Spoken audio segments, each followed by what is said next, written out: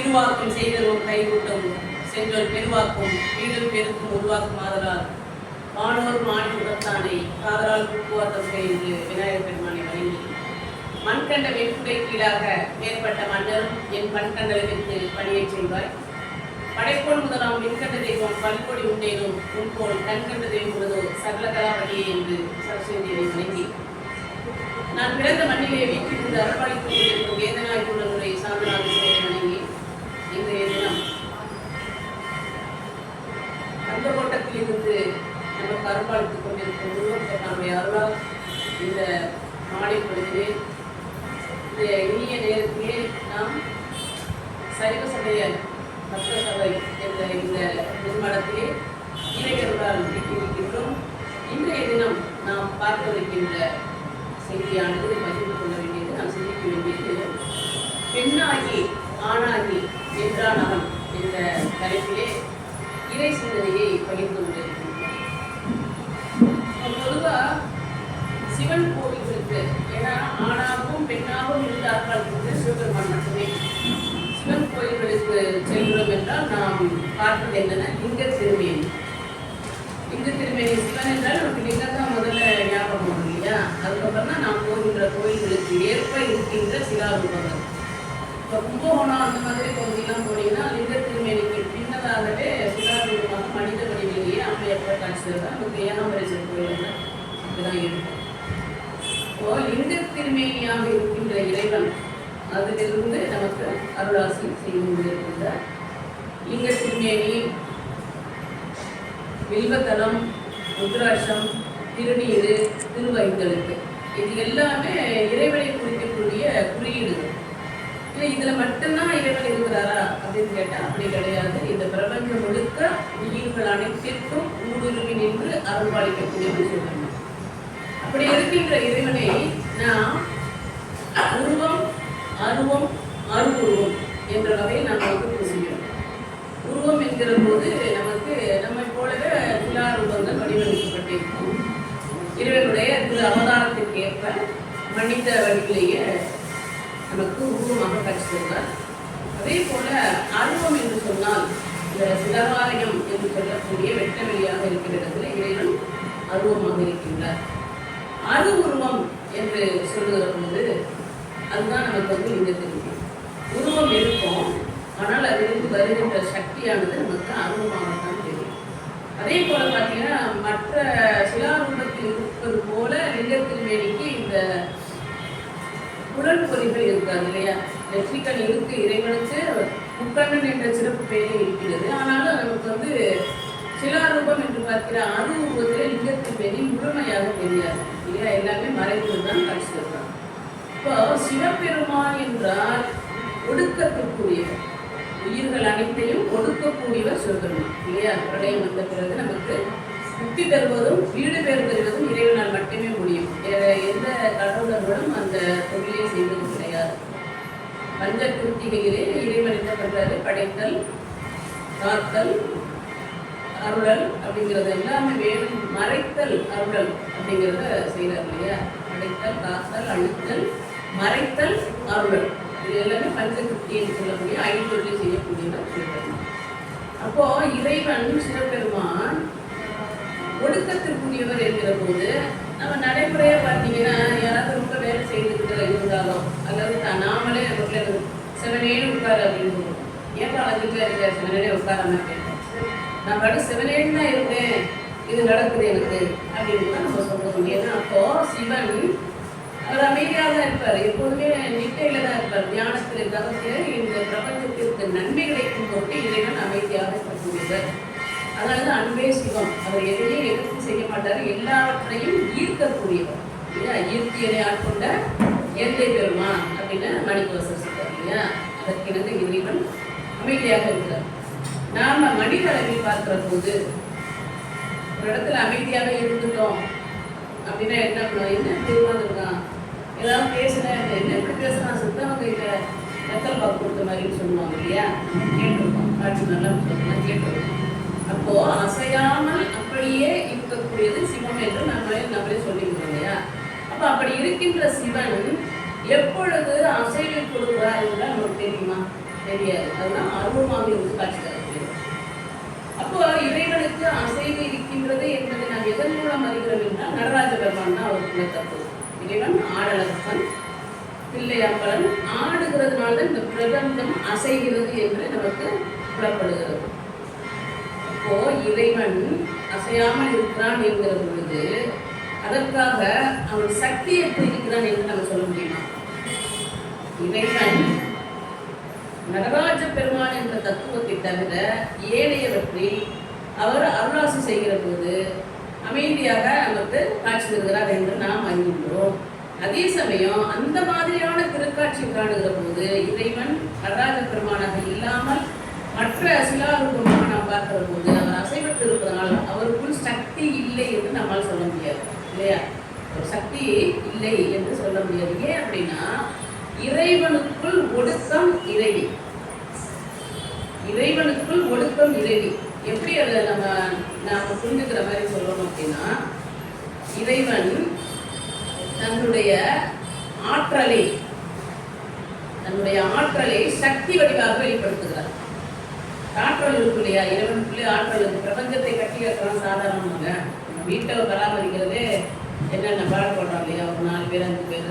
இப்பெல்லாம் தனி குடுத்தனம் போனதுனால 2 பேர் தான் இருக்கிறோம். அதை பார்க்கறதே ரொம்ப கஷ்டமா இருக்குங்கிறப்ப அந்த பிரபஞ்சம் என்கிற பொழுது அசைவன அசையாவதன என்று சொல்லக்கூடிய அளவில் அண்ட சராசனம் அத்தனையும் தன்னுடைய திருவடியில் வைத்திருக்கிறது இறைவன். அப்படிப்பட்ட இறைவன் தன்னுடைய ஆற்றலை வெளிப்படுத்த பெண் உருவத்தில் வெளியே வருகிறார். அதுதான் சக்தி. இறைவனுடைய ஆற்றலுக்கு இன்னொரு பேர் என்ன சொல்றோம்? சக்தி சொல்றோம் இல்லையா? இறைவன் தன்னுடைய ஆற்றலை பெண் வடிவில் வெளிப்படுத்துகிறார். அதுதான் இறைவன் பெண்ணாகி ஆணாகி நின்றான் அப்படின்னு நம்ம சொல்றது காரணம் அதுதான். இறைவனுக்குள்ளதான் இறைவி இருக்கின்றார், சக்தி மயமாக இருக்கின்றார். இறைவனுக்குள்ள சக்தி. அதனால்தான் சக்தி இல்லையே சிவம் இல்லை, சிவம் இல்லையே சக்தி இல்லை அப்படிங்கிறத நம்ம உலக அனுபவத்தை நம்ம பார்த்துருக்கோம். அதே சமயம் பார்த்தோம் அப்படின்னா இறைவன் ஏன் தன்னுடைய சக்தியை ஆற்றலை ஏன் பெண் உருவத்தில் வெளிப்படுத்துகிறார்? அதே ரூபத்துல தான் நமக்கு உலகம் முழுக்க இருக்கின்ற உயிரினங்கள் உள்ளாகி கூடாகி மாணிக்க சொல்வது போல அத்தனையிலும் ஆண் பெண் எப்படி வைத்திருக்கிறார் இல்லையா? நம்ம பார்க்குற அத்தனை மரமாகட்டும் புழுவாகட்டும் பூச்சியாகட்டும் என்னவாக இருந்தாலும் ஆண் பெண் என்ற இணைப்புல தான் உலகம் இயங்கிக் கொண்டிருக்கிறது. இந்த காரணம் என்னன்னா பெண்ணாக ஏன் படைக்கின்றார்? தன்னுடைய சக்தியை வெளிப்படுத்தியிருக்கிறார் என்றால் பெண்ணும் ஆணும் சேர்ந்ததுதான் உலகம் என்பதை நமக்கு காட்டுவதற்காகவும், மேலும் பெண் வடிவில் இருந்தாலும் பேதாபேதங்கள் வரும். ஆண் பெண்ணுங்கிறப்ப இப்ப ஆண் மகனாலே உலகம் முழுக்க இருந்தா எப்படி இருக்கும்? இல்ல பெண் மகளாலே இருந்தா எப்படி இருக்கும்? அப்போ இறைவனுடைய ஆற்றல் வெளிப்படுகிற போது சக்தி என்ற திருநாமத்தில் வெளிப்படுகிறார். சக்தி என்றாலே அது உமாதேவி தான் அல்லது பார்வதி. ஐயன் எந்த இடத்துல என்ன திருநாமம் கொடுக்குறாரோ அதற்கு இணையாக அம்மையை பேர் கொடுப்பார் இல்லையா? அப்போ அம்பாள் இறைவனுக்குள்ளிருந்து வெளியில் வருவதால் இறைவன் ஆணும் பெண்ணுமாகி நிற்கின்றான். அதுதான் இன்றைய தலைப்பு நம்ம பார்க்குறோம். சிந்திக்க வேண்டிய இது என்னன்னா ஆணாகி பெண்ணாகி நிற்கின்றான் அப்படிங்கிறது நமக்கு தெரியும். இதுல இன்னும் என்னன்னா அர்த்தநாரீஸ்வரராக நம்ம காட்சி தருகிறார்.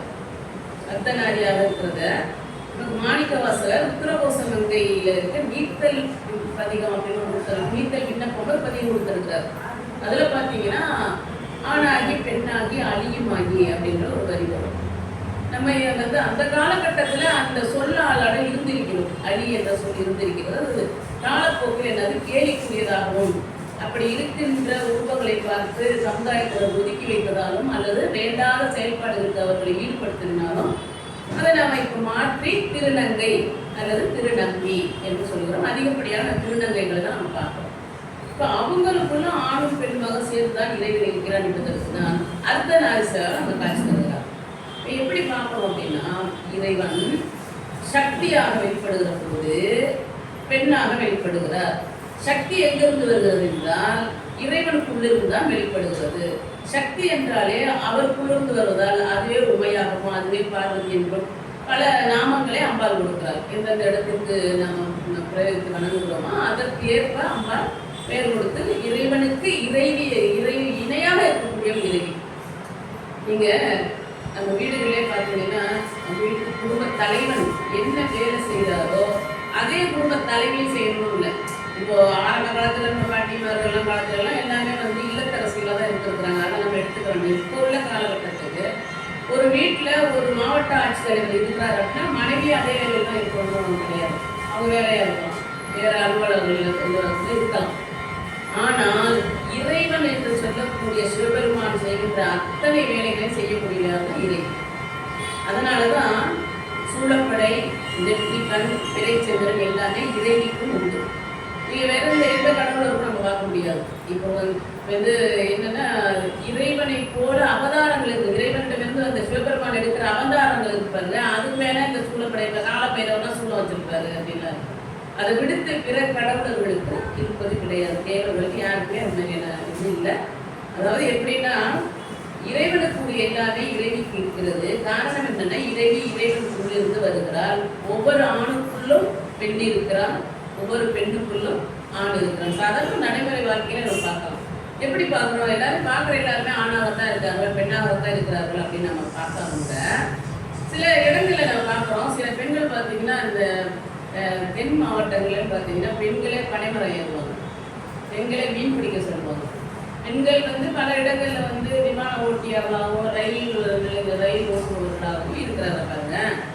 அவங்கெல்லாம் ஆண் தன்மை அதிகம் உடையவர்கள். இதை வந்து பெண் வீரமா செய்யறா அப்படின்னு நம்ம நடைமுறை சொல்லலாமே தவிர அவர்களுக்குள் இருக்கின்ற ஆண் தன்மையானது வெளிப்பட்டு அவர்கள் அந்த மாதிரியான கடினமான வேலைகளையும் மேற்கொள்கிறார்கள். அதுதான் நம்ம பார்க்க வேண்டியது. அதே போல ஆண்களையே பார்த்தீங்க அப்படின்னா அவங்களுக்குள்ள சில பெண்தனம் இருக்கும், பெண்மையாக இருப்பார்கள்.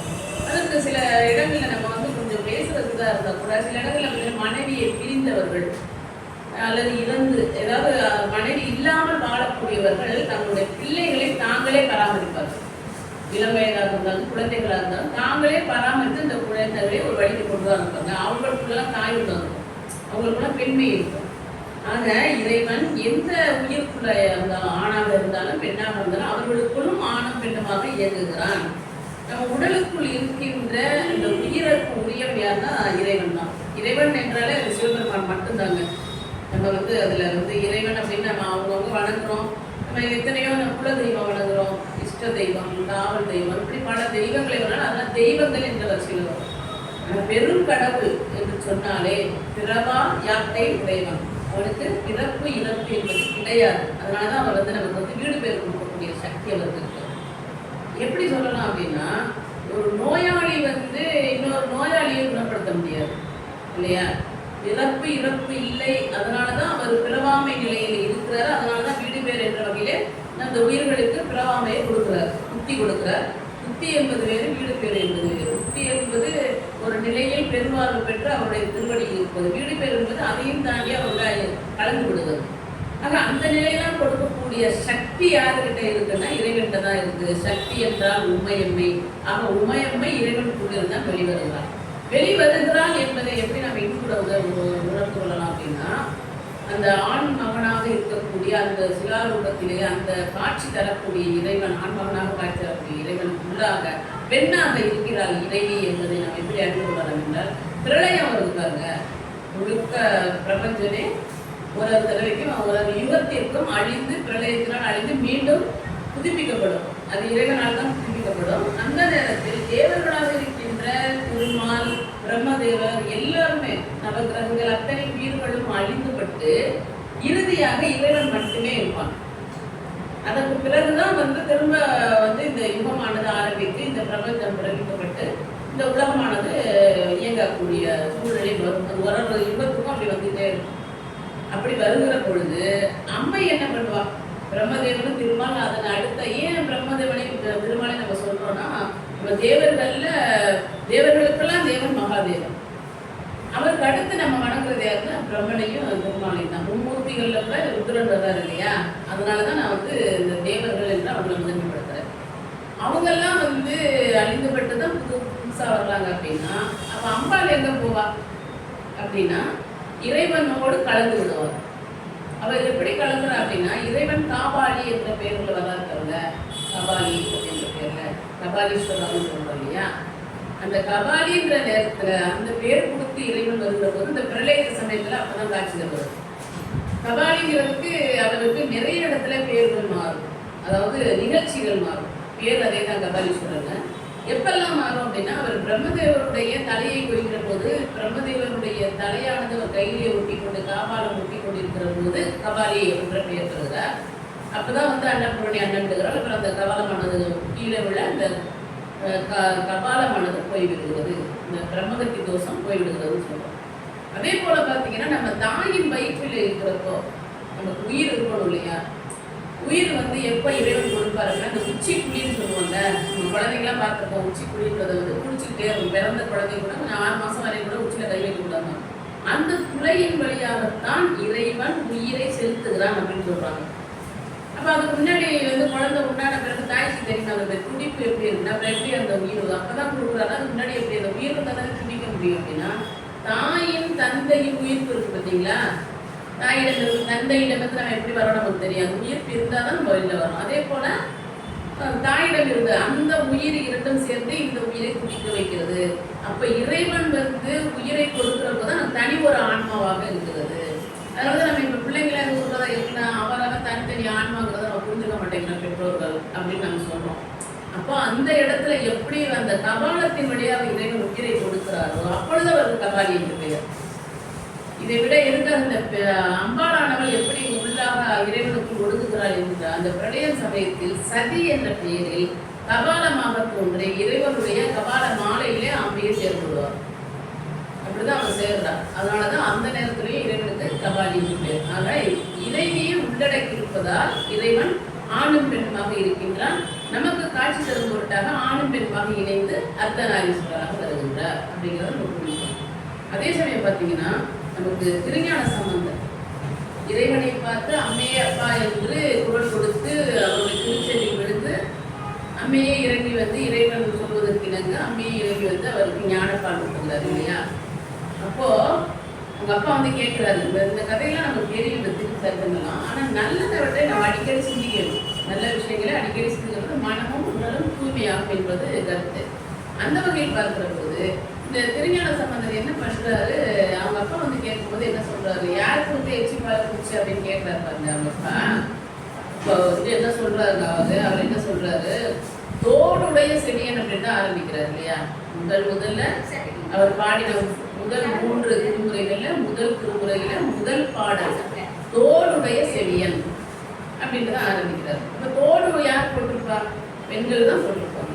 அப்போ இறைவன் தோடுடைய செடியன் என்கிற போது அம்பாளை உள்ளடக்கி இருக்கிறார் என்பது பொருட்படுகிறது. அது வந்து என்ன சொல்லுவாங்க, இந்த தாந்திரிகம் அப்படின்னு சொல்லுவாங்க. மாந்திரிகம் போல தாந்திரிகம்னு சொல்லுவாங்க பாருங்க. பெண் வடிவிலே இறைவனை வைத்து பூஜை செய்யும். நம்ம நடைமுறையை நம்ம செய்ய மாட்டோம். ஏன்னா அது அந்த மாந்திரிக வழியில போறது. இறைவன் கூட அதற்கு உடன்படுவாரா அப்படின்னு நம்ம கேட்டோம் அப்படின்னா, அந்தந்த இடத்தில் என்னவாக உயிர் நிலையை கொண்டு வந்து எல்லோருக்கும் மருந்து புரிய வேண்டுமோ அதுக்கு தகுந்தாற்போல் இறைவன் வருவார். ஆக அந்த இடத்தில் தோடுடைய செவியன் என்று சொல்லுகிற போதே இறைவனுக்குள் இறைவி இருக்கிறார் அல்லது ஆணும் பெண்ணுமாக இறைவன் இருக்கின்றான் என்பதை நம்ம புரிந்து கொள்ள வேண்டும். அதே போல பார்த்தீங்கன்னா, நமக்கு இப்போ பெரும்பாலும் என்ன சொல்றோம், எல்லா தோஷங்களையும் நீக்கக்கூடியது ஒரு பாடல் இருக்கிறது திருமறை காட்டிலே. சனி தோஷம் நீக்குவதற்காக பாடுறோம் இல்லையா? அந்த பாடல்ல என்ன, அந்த பதிகத்தில் என்ன வருது அப்படின்னா, வேயுறு தோழி பங்கன் சொல்றாங்க இல்லையா? வேயுறு தோழி பங்கன். வேயினா மூங்கில். மூங்கில் போல வளையக்கூடிய தோள்களை உடைய உமையம்மையை தன்னோடு வைத்திருப்போம் தான் அது பொருள். வேயுறு தோழி பங்கன் என்ற அந்த பதிகம் வருது இல்லையா? அதுல ஆக இறைவனோடு இணைந்தே இருக்கக்கூடிய ஒரு இறைவி. அவள் வெளியாக எங்கிருந்தோ வரல, இறைவனுக்கு உள்ள இருந்தா வெளியே வர்றா. அதனாலதான் பேதாபேதங்கள் வரும். அப்படி ஆணும் பெண்ணுமாக நம் உலகத்தில் எதற்காக படைக்கப்படுகிறோம் என்று சொன்னால், முதல்ல என்னன்னா திருமண வாழ்க்கை தான் நமக்கு வந்து வாழ்க்கை அப்படின்னு சொல்லுவோம். இப்போ பெற்றோர் வந்து நம்ம பிறந்த பிறகு படிக்க வச்சு நம்ம ஆளாக்கி அதெல்லாம் பண்ணிட்டு, ஒரு திருமணம் ஆகாத ஆணோ பெண்ணோ இருந்தா அது வரைக்கும் நம்ம வந்து அவங்க வாழ்ந்த மாதிரியே கணக்கெடுக்க மாட்டோம். அப்படி கிடையாதே அப்படின்னு நம்ம இன்னொரு பக்கம் மாற்றி யோசிச்சாலும் என்ன சொல்லுவோம், இந்த பிள்ளைக்கு ஒரு வாழ்க்கை கிடைக்க மாட்டேங்குது அப்படின்னு சொல்றோமா இல்லையா? இந்த பிள்ளைக்கு ஒரு வாழ்க்கை கிடைக்க மாட்டேங்குது, பையன் அப்படியே இருக்காங்க, அந்த பொண்ணுக்கு ஒரு வாழ்க்கை கிடைக்கும். அப்போ ஆணும் பெண்ணும் சேரக்கூடிய திருமண வாழ்க்கையில் தான் வாழ்க்கையை ஆரம்பிக்குது. நாங்களே நிர்ணயித்து வச்சிருக்கோம் இல்லையா? அது எதனால அப்படின்னா, அவங்க வந்து இன்பத்திற்காகவோ இனப்பெருக்கத்திற்காக மட்டும் கிடையாது. திருமண வாழ்க்கை என்பது இன்பத்திற்கு இணைப்பெருக்கத்திற்கு மட்டும் கிடையாது, கர்மாவை கழிக்கும் பொருட்டு உண்டு. நம்ம சொல்றோம்ல, அவரவர் செய்த கர்மாவின்படி அவரவர் பலன் அடைவார். இன்னாருக்கு இன்னார் என்று இறைவன் எடுத்து வைத்த எழுதி வைத்தான்னு சொல்றாங்க. அவங்கவுங்க கர்மாவின்படி தான் இந்த திருமண வாழ்க்கை அமையும். கணவனும் மனைவி அவங்க எப்படி அந்யோன்யமாக இருக்கிறார்கள் என்பதால் நம்மளுடைய கர்மாவை பொறுத்து தான் அமையும். அதே சமயம் பார்த்தீங்கன்னா யாருக்கு யாரு அப்படிங்கிறத வந்து இறைவன் தான் நிர்ணயிக்கிறாங்க, எந்த மாற்றமும் கிடையாது. உங்களுக்கு அதுக்கு ஒரு உதாரணம் சொல்றாங்க. சுனாமி வந்தது 20 வருஷம் முன்னாடி, நம்ம எல்லாருக்குமே தெரியும். இதே போல டிசம்பர் மாதத்துல சுனாமி வந்தது. பலவாறாக மக்கள் பாதிக்கப்பட்டாங்க. அதுல ஒரு பெண்ணுடைய கணவனும் குழந்தைகளும் சுனாமியில இழந்துட்டாங்க பொண்ணு. அதே போல ஒரு ஆணும் தன்னுடைய குடும்பத்தை இழந்துட்டார். அந்த காலகட்டங்கள் வருகிற போது இறைவனுடைய திருவிளையாடல், அவங்க யாருக்கோ மனம் முடிக்கப்பட்டவர் குழந்தை பெற்று குடும்பத்தோட இருந்தவங்க அந்த சுனாமி வந்த பிறகு, ஆழிப்பேரடை வந்த பிறகு அவங்க இருவரும் சந்தித்துக் கொண்டார்கள், அவருடைய சூழ்நிலையை புரிந்து கொண்டார்கள். அவங்க மட்டும் திருமணம் செய்து கொள்ளலைங்க. அதுதான் நம்ம யோசிக்கணும். நம்ம எங்கள் குடும்பம் இல்லை, நான் இப்படி இருக்கேன்னு 2 பேரும் கலந்து பேசி உண்மையாக நடந்தது. ஏன்னா நமக்கு 20 வருஷம் நம்ம பார்க்க தானே இந்த பேரலை வந்தது. அப்போ என்ன பண்ணுறாங்க, 14 குழந்தைகள் தாய் தகப்பன் இல்லாமல் தவிக்கிறார்கள். சுனாமியில் பாதிக்கப்பட்டு 14 குழந்தைகள் தவிக்கிறார்கள். அந்த 14 குழந்தைகளை இவங்க தத்து எடுத்துக்கொண்டு இவங்க ஏற்றுக்கொண்டு இருவரும் கணவன் மனைவியாக வாழ்கிறார்கள். இந்த செய்தி அப்போ வந்துச்சு. இதில் நாங்கள் என்ன சிந்திக்கணும்னா, இவ்வளவு நாள் வரைக்கும் நீ இவர் கூட வாழ்க்கை நடத்தணும், அதுக்கப்புறம் இப்படி நடத்தணுங்கிறது அவங்க பிளான் பண்ணியிருந்தாங்களா என்ன? நம்ம எல்லாம் போயிடுவாங்க, அதுக்கப்புறம் நம்ம இப்படி தான் இருக்கணும் அப்படின்னு இல்லை. ஏன்னா இறைவன் தான் எதை நிர்ணயிக்கணும் அப்படிங்கிற ஒரு நியமம் இருக்கிறது. ஆக அப்படிப்பட்ட இறைவன் ஆணும் பெண்ணுமாக இருக்கிறாங்க. இந்த வேலிடு கோழி பங்கனில் பார்த்தாலும் உள்ளாக இருக்கிறார் என்றும், தோற்றுடைய செவியர் என்ற சம்பந்தத்தில் இருந்தது உள்ளாக இருக்கிறார் என்றும், இறைவனுக்குள் இறைவி இருக்கின்றால் ஆணும் பெண்ணுமாக நிற்கின்றான் இறைவன் அப்படிங்கிறதுக்கு இதெல்லாம் நம்ம பார்க்கணும். அடுத்து பார்த்தீங்கன்னா நால்வரில் வந்து நமக்கு நாவுக்கரசர் ஐயா இறைவனிடம் சைவத்தில் எதுவுமே புரியாம நமக்கு தகுந்த விடை கிடைக்கல சமணத்தை நோக்கி ஓடியவர். அதுக்கப்புறம் அவங்களோட தமக்கையார் திலகவதியாருடைய பிரயத்தனத்தினால இறைவனை வேண்டியதுனால விளக்கிட்டு அவங்க கிட்டத்தட்ட 30 வருஷத்துக்கு மேலே தினத்தோறும் அதிகாலை விளக்கிடுறாங்க. இப்போதான் எல்லாம் அதிகாலை பிரபஞ்ச நேரத்தில் வந்து 4 மணிலேருந்து 6 மணிக்குள்ள விளக்கு போடணும் செய்கிறோம். இப்போ சொல்லிட்டு நம்ம வந்து தடுமாறிக்கிட்டு மணி ஆயிடுச்சுன்னு பதறிக்கிட்டு அந்த வேலை நம்ம செஞ்சுட்டு இருக்கோம். ஆனால் அந்த அம்மா எத்தனை வருடங்களுக்கு முன்னாடி நாவுக்கரசு காலத்தில் அவங்களோட தமக்கையார் அதிகாலையில் வீரட்டானத்தில் தளத்தில் அதிகாலை 4 மணிக்கு முதல்ல விளக்கிட்டு ஆரம்பித்தது திலகவதியார் அம்மாவும். அதில் பலன் இருந்திருக்கு. அவங்க தம்பியார் திரும்ப வந்துட்டார். மருள்வெட்டியார் என்ற பெயரிலே இருந்தவர் நாவுக்கரசராக தெரிந்தவர். அவர் பல பதிகங்களை கொடுத்திருக்கிறார் இல்லையா. அவர் பாட்டு வந்து குறுந்தொகை, தாண்டவம், நேரிசைப்பா அந்த மாதிரி பாடல் வரிசையில் அவர் கொடுத்ததுல இந்த திருத்தாண்டவம் அப்படின்னு பாடி பார்ப்பாருங்க. அதில் இரு நிலனாகி தீயாகின்னு ஆரம்பிக்கும் ஒரு பதிகம் இல்லையா. இறைவன் வந்து எங்கெல்லாம் பிரபஞ்சம் முழுக்க இருக்கிறார் என்பதற்கு அந்த பதிகத்தை படித்தாலே நமக்கு புரியும். ரொம்ப எளிமையான தமிழில் தமிழ் நன்றாக தெரிந்த அனைவருக்கும் புரியும்படியாக கொடுத்திருக்கிறார் நாவுக்கரசர். ஆக இரு நிலனாகி தீயாகிங்கிறதுல கொடுத்திருக்கிறார் பாருங்க வரிகள். விண்ணாகி மண்ணாகி மலையுமாகி மாணிக்கம் வைரமும் தானே ஆகி கண்ணாகி கண்ணுக்கோர் மணியுமாகி பெண்ணாகி பெண்ணிற்கோர் ஆணுமாகி. அதில் வந்து பாத்தீங்களா. அப்போ அவங்களாம் அறியாததான் நம்ம தெரிஞ்சுக்கிறோம். பெண்ணாகி பெண்ணுக்கோர் ஆணுமாகி பிரளயத்துக்கு அப்பாலாகி என்னாகி எண்ணுக்கோர் எழுத்துமாகி எழுந்துடரா எம்மடிகள் என்றுவாரு. நம்ம எங்கெல்லாம் இருக்காரு இதுகளை. இப்போ நமக்குள்ள வந்து ஒரு ஆண் தன்மை இருக்குங்க. நமக்கு எல்லாம் தெரியும் பாருங்க. எப்போ தெரியும்னா குடும்பத்தில் ஏதாவது பிரச்சனை வரப்போ நம்ம டெசிஷன் எடுப்போம், முடிவு எடுப்போம், அவசர காலத்துலலாம் எடுப்போம். இல்லைன்னா ஏதாவது ஒரு சின்ன விஷயத்த கூட ஆண்கள் அப்படியே உட்காந்து இருப்பாங்க, நம்ம படப்படம் போய் சரி பண்ணுவோம். பொதுவாக என்ன சொல்லுவாங்க, ஒரு வீட்டில் ஒரு இல்லத்தரசி சரியாக இருந்தால் அந்த இல்லமே சிறப்பு அப்படின்னு சொல்லுவாங்க. அந்த ஆண்கள் சரியாக இல்லைன்னா கூட அந்த பெண்ணானவள் சரியாக இருந்தான்னா உலகத்தில் அந்த குடும்பம் சிறப்பு அப்படின்னு சொல்லுவாங்க. அது ஒரு வகையாக பெண்ணை உயர்த்துவது. ஆனால் ஆணும் பெண்ணும் இணைந்திருந்தால் அதோடைய சிறப்பே வேற. அதே சமயம் ஆணுக்குள் பெண்ணும் பெண்ணுக்குள் ஆணும் இருப்பது வந்து உண்மை, நமக்கு வந்து தெளிவாக தெரியும். அதற்காக நம்ம அர்த்தநாரீஸ்வரரை நம்ம கணக்கில் கொண்டு வர வேண்டிய அவசியம் இல்லை. ஏன்னா இறைவன் வந்து எப்படியெல்லாம் அம்பாளை உள்ளே வைத்திருக்கிறார், எப்போதெல்லாம் அம்பாள் வெளிப்படுகிறார் என்பது நமக்கு நன்றாக தெரிகிறது. அது மாதிரி மாணிக்கவாசகம் சொல்லியிருக்கிறார் நமக்கு தெரியும். அதே போல் பார்த்தீங்கன்னா நமக்கு நடராஜர் பெருமானுடைய தத்துவம் இப்போதான் ஒரு சனிக்கிழமை தான் நம்ம ஆருத்ரா தரிசனம் பார்த்தோம். நடராஜர் தத்துவம் என்ன அப்படின்னாக்கா, அவர்களுடைய வலது கரத்தில் இருக்கின்ற டமருகத்தில் இருந்தால் உயிர்கள் பிறக்கிறது அப்படின்னு பார்த்தார். சைவ சித்தாந்தத்தை எடுத்துக்கணும் அப்படின்னா உயிர்வழியாகவும் அனாதியா தனியா இருக்கும், இறைவன் வந்து அதில் கொண்டு வந்து அதுக்கப்புறம் வழி நடத்துவார்னு சொல்லுவாங்க. ஆனால் நடைமுறையாக நம்ம பார்க்கறது என்ன, இறைவனுடைய திருக்கரத்தில் இருக்கிற டமருகத்தில் இருந்த உடுக்கையிலிருந்து தான் உயிர்கள் பிறக்கிறது. அதிலிருந்து தான் ஒளி சப்தம் என்று சொல்லக்கூடிய ஒளி பிறக்கின்றது, சவுண்டு பிறக்கிறது அப்படின்னு நம்ம பார்க்கறோம். அதே போல இடது திருக்கரத்தில் என்ன இருக்கு அப்படின்னாக்க தீச்சட்டி.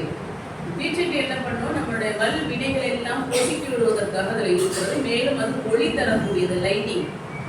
அப்போ வலது திருக்கரத்தில் இருக்கின்ற உடுக்கை வந்து சவுண்டு, இடது திருக்கரத்தில் இருக்கின்ற தீச்சட்டி வந்து உங்களுக்கு லைட்டிங். அப்போ ஒளி ஒளி இல்லையா, ஒளியும் ஒளியுமானவன் இறைவன் அப்படிங்கிறத நம்ம புரிஞ்சுக்கணும். அதே சமயம் இப்போ ஒளி ஒளின்னு நம்ம சின்ன வயசுல டிவியில் ஒளி ஒளின்னு ஒரு நிகழ்ச்சி வரும். என்னன்னே தெரியாது இல்லையா, ஒளி ஒளினா என்ன அப்படின்னு நமக்கு தெரியாது, பாட்டு வரும்னு தெரியும். ஆனால் அது இறைவனுக்கு உள்ள ஒரு அற்புதமான தத்துவம் அப்படிங்கிறத நம்ம இப்போ வழிவகையில் நம்ம பார்க்கணும். ஆக அது போல இருக்கின்ற இறைவன் என்ன பண்றாரு, அவருடைய அபயகரத்தை காட்டுறார். வலது திருக்கரத்துல அபயகரம், உங்களுக்கு நான் காவல் செய்கிறேன் அப்படின்றது. படைத்தல் காத்தல், 5 உள்ளே காட்டுறது தான் தத்துவம். அப்போ இடது திருவடி இருப்பாருங்க, அதுதான் அருள். வலது திருவடி ஊன்றிய வலது திருவடியானது முயலகன் என்ற அஸ்மாசுரன் என்ற அசுரனை அழித்துக் கொண்டிருக்கிறது. அந்த அழுத்துகின்றது தான் நம்மளுடைய மாயாமலங்கள். அதை அழுத்தி இறைவன் மறைப்பு சக்தியை கொடுக்கின்றார். அதே சமயம் பார்த்தீங்கன்னா உங்களுக்கு வந்து அதிலிருந்து ஒரு நாமம் வந்து மேலே எழுப்புறது போல இருக்கும். அதான் நம்மளுடைய குண்டலினி சக்தி. முதுகுப்புறமாக சக்தியை மேலே கொண்டு வரும்பொழுது பாம்பு போல சுண்டுங்கிறது வந்து இறைவனை நோக்கி செல்லுன்னு சொல்லுவாங்க பாருங்க, தியானத்தில் தவத்தில் இருக்கவங்களுக்கெல்லாம். அது மாதிரி வர்றது தான் அந்த குண்டலினி சக்தியை இறைவனுடைய திருவடியில் தான் இருக்கு. இடது திருவடியில் மன்னிக்கணும், வலது திருவடியில் ஊற்றிய திருவடியில், இடது திருவடியில் தூக்கிய திருவடி. குடிக்கரம் என்று சொல்லக்கூடிய வீசிய குடிக்கரம் அவருடைய பாதத்தை பணியும்படியாக காட்டுகிறதா அறிகுறி. பணிந்து வந்தால் உங்களுக்கு வந்து தெய்வம் பேர் கிடைக்கும்னு சொல்றாரு. அப்போ இடது திருவடியை தூக்கிய வண்ணம் காட்சி தருகின்ற நடராஜ பெருமான், அதான் அருளல் சொல்றோம். அருளல் என்பது சக்திமயம். அம்பாள் தான் அருள் சக்தி. நமக்கு அருளக்கூடியவள் யாருன்னா அம்பாள் தான். எப்போதும் பாருங்க வீட்டிலே சரி, அப்போ இப்போ காலகட்டங்கள் மாறும் நம்ம சிந்திக்க வேணாம். பொதுவாக நம்ம அந்த காலத்துல இருந்தால் நமக்கு ஏதாவது ஒரு வேலை அப்பா கிட்ட வந்து ஏதாவது கேட்கணும்னா முதல்ல அம்மா கிட்ட சொல்லுவோம். அம்மா அப்பா கிட்ட சொல்லுங்கம்மா, நீங்கள் சொல்லுங்கம்மா அப்பா நீங்கள் சொன்ன கேட்கணும். அதுக்கு தகுந்த மாதிரி அம்மாவும் போயிட்டு எங்கள் பிள்ளைக்கு சேர்த்துங்க செய்யுங்கன்னு எடுத்து சொல்லுவாங்க இடையில இருந்து. அதே தான் அங்கேயும் இறைவனிடம் என்ன கோரிக்கை வைக்கின்றோமோ அதை இறைவனிடம் சொன்னால் அவள் ஐயனிடம் எடுத்து செல்வாள் என்பது ஐதீகம். அப்போ அப்படி எடுத்து செல்கின்ற அருட்சக்தி தான் இறைவனுடைய திருவடியாக அருட்சக்தி இருக்கிறது. அப்போ இறைவனுடைய திருவடியில இடது திருவடி எதை குறிக்கிறது என்றால் அம்பாளை குறிக்கிறது. அதை எப்படி நம்ம பார்த்துக்கிறோம் அப்படின்னா, மார்கண்டையரை வந்து மாசக்கரை எரிடம் பாருங்க திருக்கடையூர்ல யமதர்மன். அப்போ இறைவன் அவனை தனது இடது திருவடியால் இடறினார்னு சொல்லுவாங்க. உதைக்கிறதுனால அவன் மூச்சு ஏற்றுள்ளான்.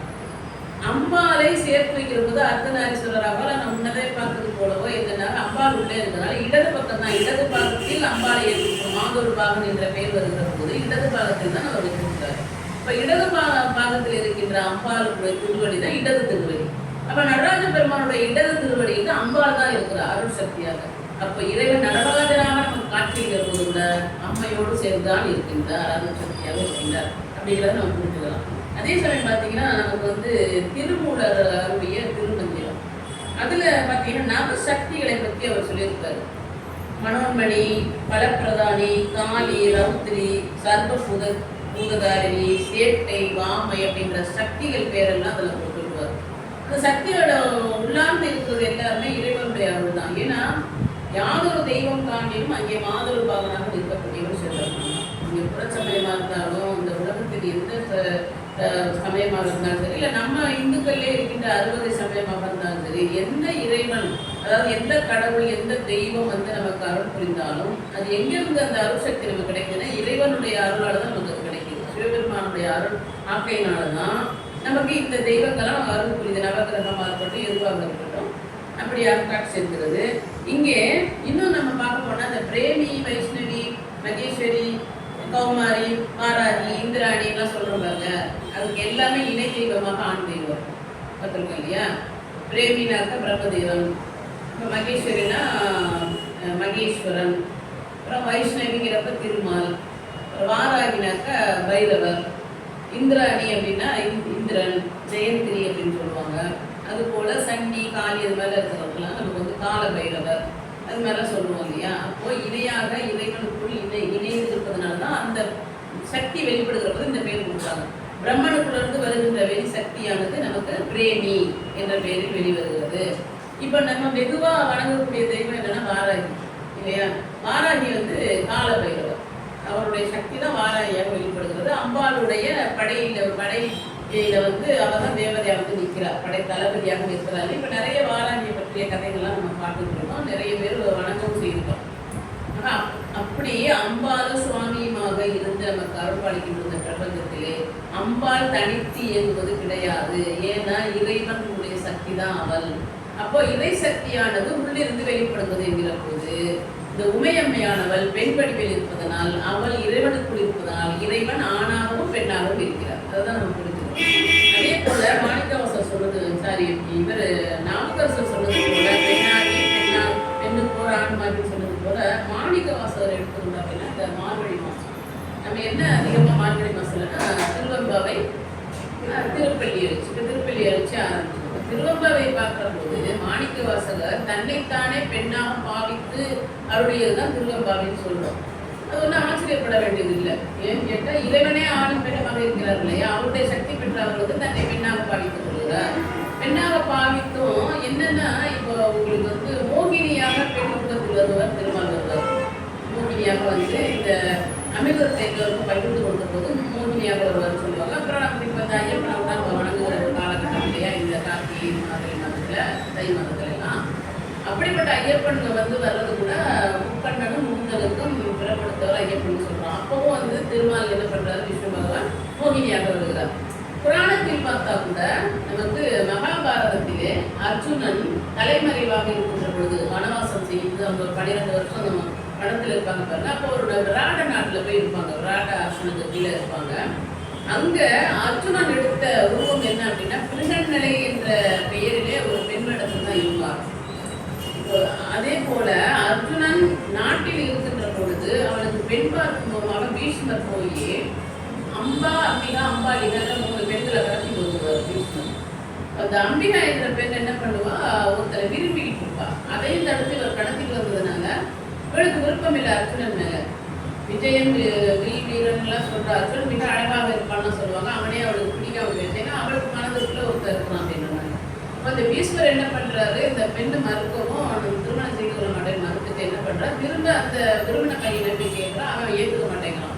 திரும்பி பார்த்தா அர்ஜுனன் எங்களுக்கு பிடிக்கல. அப்போ வயதானவராக இருந்தாலும் பீஷ்மர் தான் நம்மளை கல்யாணம் பண்ணிக்கணும்னா அவரும் வேணான்றாரு. அப்போ 3 பக்கமுமே அவளுக்கு இடிபாடாக இருந்ததுனால என்ன பண்ணுறா, முருகப்பெருமானை போய் வணங்குறான். அப்படி வணங்குற போது முருகப்பெருமான் என்ன பண்றாரு, ஒரு மாலையை கையில கொடுத்து அவளுக்கு வரமாக கொடுத்து, இதை எங்க கொண்டே நீ மாட்டி வைக்கிறியோ அவரே உனக்கு எதிரியாக இருப்பார் பிற்காலத்தில், நீ அவர்களை எதிர்கொண்டு தோற்கடிக்கலாம்னு வரம் கொடுக்கும். அவள் என்ன பண்றா, பீஷ்மர் இருந்த மாளிகையில கொண்டே மாட்டி வச்சிருக்கான். அவர் தானே அவருக்கு எதிரியா இருக்காரு, அதனால அதை மாட்டி வச்சிருக்கான். ஆனாலும் கூட எப்போ அந்த சபதம் எடுக்க முடியும், அவரை எப்படி நம்ம வாழ்க்கையை எடுத்தவராச்சேன்னு சொல்லிட்டு அவர் மனதுக்குள்ள இருந்து சிவபெருமானிட தவம் இருக்கிறார். அப்போ இறைவன் என்ன சொல்றாருன்னா, நீ இன்னொரு பிறவி வருகிற பொழுது அவனை நீ அழிக்கக்கூடிய சக்தி கிடைக்கும் அப்படின்னு சொல்றப்போ அவர் உடனே தன்னை மாய்த்து கொடுக்குறார். பெண் பார்க்க எவ்வளவு தூரத்துக்கு மனதுல வக்ரமா இருக்கிறார் அப்படின்னு. வக்ரம் என்று சொல்வதுன்னா வைராக்கியம் சொல்லணும். நம்முடைய வாழ்க்கையை ஆக்கிட்டானே வைராக்கியத்துல என்ன பண்றா அந்த அம்பிகா அப்பவே தன்னை மாய்த்து கொண்டு பீஷ்மரை எதிர்க்கும் பொருட்டாக ஆண் மகனாக உருவெடுத்தார். ஆணும் பெண்ணுமாக பிறவில் பெண்ணாக இருந்து உடனே தன்னை மாய்த்து கொண்டு இறையருடன் ஆணாக இருந்ததால் அவர் பேருக்கு சிகண்டி என்ற பெயர்ல அவர் வருவார். அப்போ போர் நடக்கிற போது பீஷ்மருக்கு இருந்தாப்புல இந்த சிகண்டி தான் வில்ல அம்ப எய்கிற போது பீஷ்மருக்கு தெரியும் இது முற்பிறவில இருந்து அம்பிகா தான் நம்ம முன்னாடி நிற்கிறார் அப்படின்ட்டு. அந்த கதைப்படி பார்க்குறப்போ அவர் எதிர்க்க மாட்டார். பெண்ணை யாருமே கொடுமை பண்ணக்கூடாதுன்னு அவர் எதிர்க்க மாட்டான்னு வச்சுக்கோங்களேன்.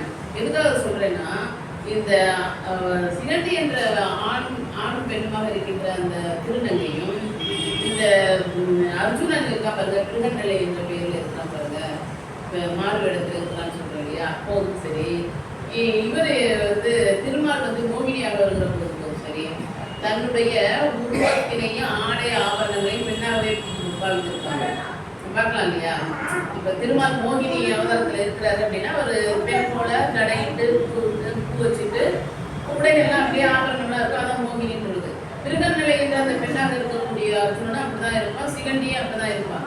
ஆடை ஆபரணங்களை உடைகளை இன்னைக்கு கூட பாருங்களேன், நமக்கு வந்து பெண் வேடம் பெற்று நடிக்கிறவங்க அந்த உடைய மாற்றி சிகை அலங்காரம் பண்ணினா பெண் போல தோற்றம் வைக்கிறான்னு நமக்கு தெரியும். ஆனால் மாணிக்கவாசர் அப்படி கிடையாது.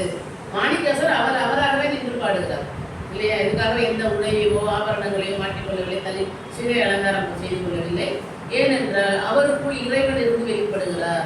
அவர் அப்படியே இருந்து பாவை என்பவர் பெண்ணா ஏழோர் எம்பாவை அப்படின்னு சொல்றாருக்காங்க. அப்போ அந்த பெண்ணே இறைவனுடைய சிறப்பு பற்றி சொல்றாரு. இன்னும் என்னன்னா, மற்றதெல்லாம் வேற ஒரு லோகத்துலதான் அவங்க பெண்ணாக மாறினாங்க. ஆனா மாணிக்க வாசகர் பெண்ணாக தன்னை பாவித்துக் கொண்டு இறைவனுடைய சிறப்பை தான் பாடியிருக்காரு. திருவெம்பாவை எடுத்தா அதுல என்ன இருக்கு? ஒரு இதுவுமே இருக்காது இல்லையா? என்ன சொல்ல வரேன்னா, உலக வாழ்க்கையை பற்றி இருக்காது, எல்லாமே இறைவனை பற்றிய சிறப்பு தான் இருக்கும். அதே மாணிக்க வாசகர் தான் திருக்கோவையார்னு ஒரு நூல் எழுதியிருக்கிறார். அதாவது திருவாசகத்தையும் திருக்கோவையாரையும் எழுதுறது மாணிக்க வாசகர். இறைவன் சிதம்பரத்தை இல்லையிலே மாணிக்கவாசகரை பார்த்து அவர் தங்கியிருந்த திருப்பெருந்துறை என்ற மடத்திலே, திருப்பெருந்துறைன்னு அவர் ஆட்கொண்ட இடம் வேற ஒரு ஊர், புதுக்கோட்டை மாவட்டத்தில் அருகிருக்கின்ற திருத்தலம் திருப்பெருந்துறை. ஆனால் அதே பேரிலே மாணிக்கவாசகர் தில்லையிலே ஒரு மடத்தினை அமைத்துக் கொண்டு அங்கிருந்து தான் எல்லாமே எழுதுவாரு, எழுதிட்டு அங்கேயே அமர்ந்திருக்கிறார்.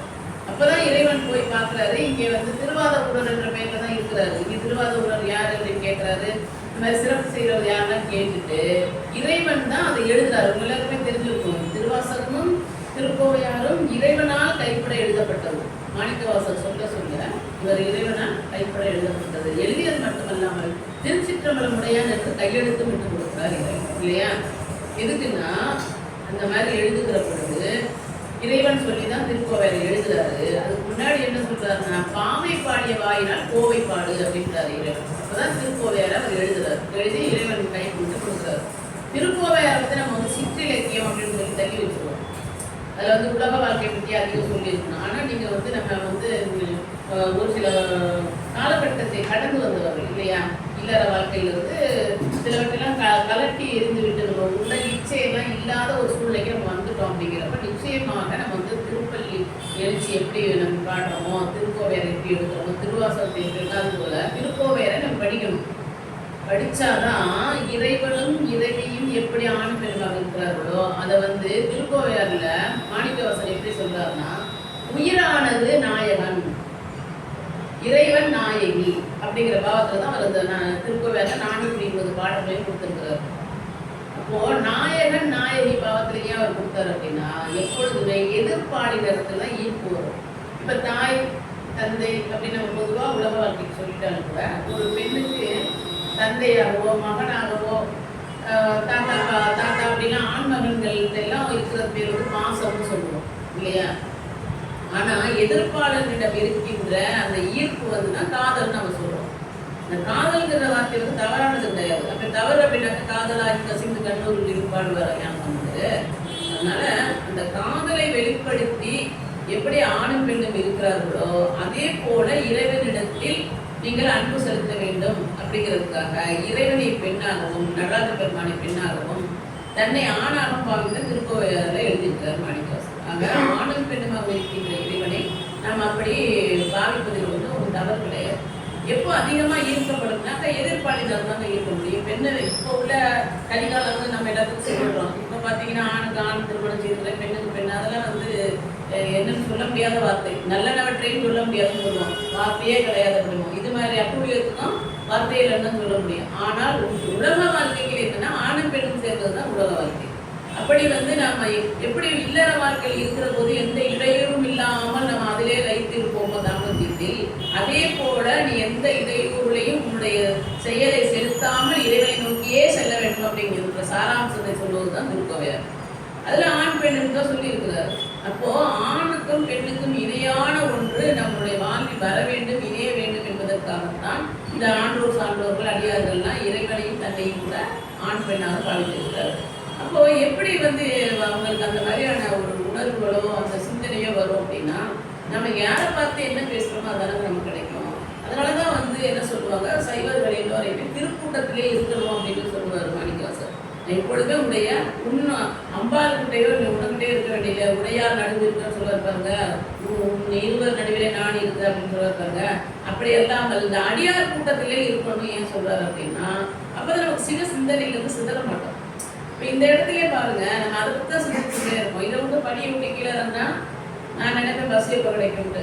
நீங்க போய் டிஃபன் என்ன சாப்பிட நினைப்பீங்க, என்ன வீட்டில் காத்துட்டு இருப்பாங்க. நம்ம உலக வாழ்க்கைக்கு மாறிடுவோம் நம்ம, இல்லையா? இதே வீட்டில் வந்து நான் பேசிட்டு இருந்தா கூட வீட்டில் உள்ள கதை தான் நான் பேசுவேன். அப்போ அடியார்கள் எல்லாம் சேர்க்கிற பொழுது சிவசிந்தனை வரும். அப்போ சிவசிந்தனை வருகிறது என்றால் சிவன் எப்படிப்பட்டவர் என்று சிந்திக்கிற பொழுது இறைவன் ஆணும் பெண்ணுமாக இருக்கக்கூடியவன் அப்படிங்கிற நமக்கு தெரியும். இப்போ இன்னும் கூட ஒரு நிகழ்ச்சியை பார்க்கிற போது நமக்கு என்ன தெரிய வரும் அப்படின்னா, அவங்களுக்கு சிவன் என்பவன் சக்தியோடு சேர்த்திருக்கிறான் என்பதற்கு வந்து உதாரணம் என்ன சொல்லலாம் அப்படின்னா, சூரியன் என்று எடுத்துக்கொண்டால் அது வருகின்ற ஒளி கதிர் வந்து அப்பால் சுடர் இருக்கு இல்லையா, அது வந்து அப்பால். அதே போல சூரியன் கதிர்கள் கூட பழம் இருக்கிற ஒரு பழம் இருக்கு அப்படின்னா அதில் வருகின்ற ருசி வந்து அப்பால். உள்ளாம மறந்துதான் இருக்கு, நம்ம பழத்தை தான் நம்ம உருவம் பார்க்க முடியும், அதுக்குள்ள இருக்க ருசியை வந்து நம்ம சுவைத்தான் பார்க்க முடியும். அதே போல இறைவன் திருக்காட்சி தருகிறார், அவருக்குள்ளாக இருக்கிற அம்பாள் உள்ளாகத்தான் இருப்பார். எப்படி ருசி வந்து உள்ளாக இருக்கிறதோ அது போல இறைவனுக்கு உள்ளாக தான் இருக்கின்றாள் அம்பாள். எப்படின்னா ஏகன் அநேகன், இறைவன் வந்து ஏகன் அநேகன். அதே சமயம் பார்த்தீங்கன்னா அத்துவைதம் என்று சொல்வார்கள், இரண்டாக இருக்கக்கூடியவன், இரண்டாக கலந்திருப்பவன், இரண்டாக இருக்கக்கூடியவன், இரண்டாக கலந்திருப்பவன். அதுக்கு ஒரு எடுத்துக்காட்டு என்ன சொல்லலாம் அப்படின்னா, நமக்கு தாதாமியம் அப்படின்னு சொல்லுவாங்க. தாதாமியம் சொன்னாக்க எடுத்துக்காட்டா பால் இருக்கு, பால்லே பால் ஊற்றுனா என்ன, அது கலந்துருக்கும், ஆனால் வேற பொருள் கிடையாது இல்லையா, அதே தானே. ஆனால் பாலில் நம்ம என்ன பண்ணுறோம், இந்த தேநீர் தயாரிக்கிறது போல காஃபி தயாரிக்கிறதுக்கோ அந்த டிகாசன் ஊற்றுறோம் பாருங்க, அது கலந்துருக்கும் பாருங்க, அதை நீங்கள் பிரிக்கவே முடியாது. அது மாதிரி ஒரு சின்ன ஒரு உதாரணத்துல இறைவன் இருக்கிறான்னு தெரிஞ்சுக்கிறது. காஃபியை கூட நம்ம எடுக்கிறோம், ஒன்றாக குடிக்கிறோம் பாருங்க காஃபி, அது கலந்துருச்சுன்னா நம்ம எடுக்க முடியாது. அப்போ ஒன்றாக கலந்திருப்பது தான் அத்துவிதம். இறைவனும் இறைவியும் ஒன்றானவன் உருவில் இரண்டானவன், ஒன்றானவன் உருவில் இரண்டானவன். ஆனா ஏகன் அநேகன் எல்லா இடத்துலையும் இருக்கிறான். அம்பாளுக்குள்ள அவன் தான் இருக்கிறான். அதனாலதான் அம்பாளுக்கு அந்த ஒரு எண்ணம் எல்லாம் வந்து அந்த சூழப்படை வைத்திருக்கும் போது பிரேச்சந்திரனா அல்லது நெற்றிகனா அம்பாளுக்கு ஏன் இருக்கு அப்படின்னா, அவருக்குள்ள இறைவன் தான் இருக்கிறார். அவருக்குள் அவரை அடைவதுதான் அவருடைய எண்ணம், அவருடைய சிந்தனை எல்லாமே இறைவனுடைய, அதாவது இறைவனை அடைய வேண்டும் என்பதுதான் அம்பிகையுடைய திருக்குளம். அதனாலதான் அவன் மீனா காமாட்சியாக இருந்து என்ன பண்றா, பூஜை பண்றா. ஏகாம்பரேஸ்வருக்கு கம்பா நதிக்கரையில பூஜை பண்ணி இறைவனை அடைகிறார்.